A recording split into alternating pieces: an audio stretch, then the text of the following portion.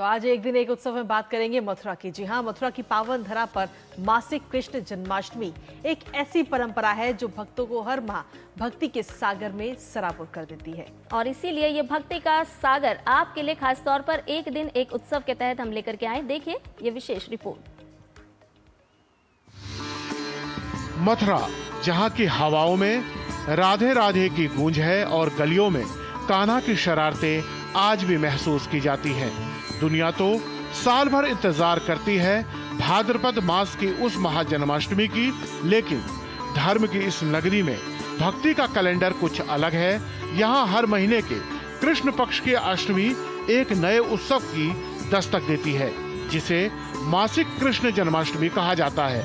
ये सिर्फ एक तिथि नहीं, बल्कि भक्तों को अपने आराध्य के और करीब ले जाने वाला आस्था का एक जीवंत सेतु है।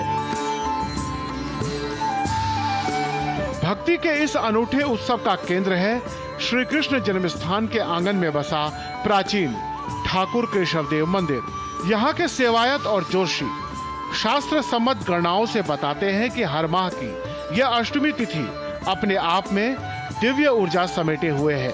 शास्त्रों की मान्यता है कि जो श्रद्धालु किन्हीं कारणों से भाद्रपद की मुख्य जन्माष्टमी के विराट उत्सव का हिस्सा नहीं बन पाए, उनके लिए मासिक जन्माष्टमी कान्हा की कृपा पाने का एक पावन और सुनहरा द्वार खोलती है।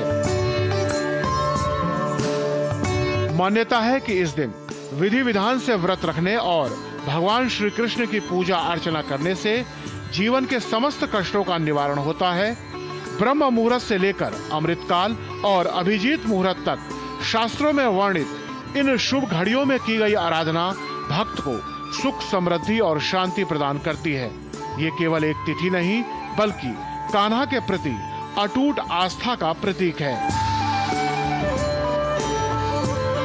मथुरा की ये पावन परंपरा हमें सिखाती है कि कान्हा की प्रीत में डूबे मन के लिए साल भर का इंतजार जरूरी नहीं।